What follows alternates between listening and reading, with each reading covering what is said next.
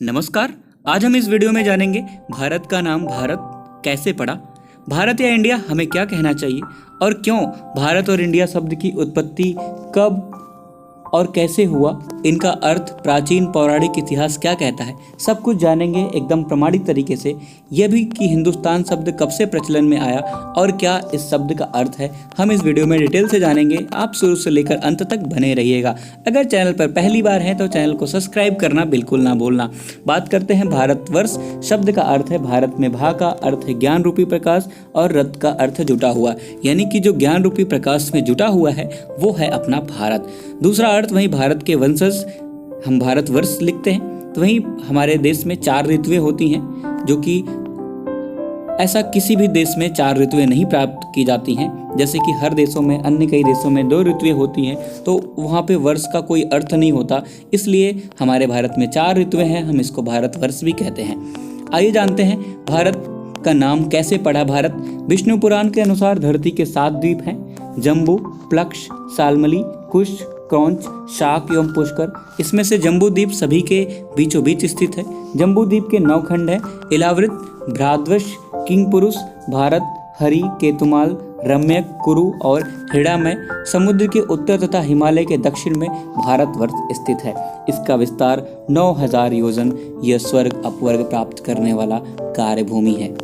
तो ये कुछ इस तरीके से था। वहीं बात करते हैं भागवत पुराण के स्कंद 5 और अध्याय 4 के श्लोक में इसका उल्लेख मिलता है कि धरती के राजा महान प्रियव्रत थे। उनका दत्तक पुत्र अग्नित हुए जो संपूर्ण जम्बूद्वीप के सम्राट बने।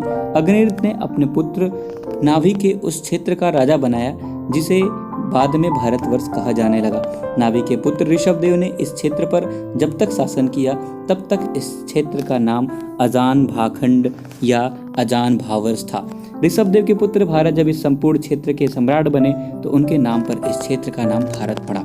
वहीं बात करते हम इस बात के पर्याप्त प्रमाण हमें शिलालेख एवं अन्य धर्म ग्रंथों में भी मिलते हैं। इसका उल्लेख अग्नि पुराण, मार्कंडेय पुराण एवं भक्तिमाल आदि ग्रंथों में मिलता है। अतः दुष्यंत शकुंतला के पुत्र भारत के नाम पर इस देश का नाम भारत होना केवल एक जनश्रुति या सत्य नहीं, यसा ये श्लोक के माध्यम से हम जानेंगे।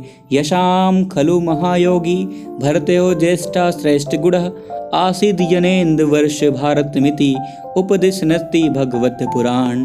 स्कंद 5 और अध्याय 4 में बात करें हम, वहीं दूसरा श्लोक बात करते हैं। हिमाद्रेणेश वर्ष भारतस्य निवेदेत तस्मातु भारतम वर्ष तस्य नमानां वृद्धो वृद्धा।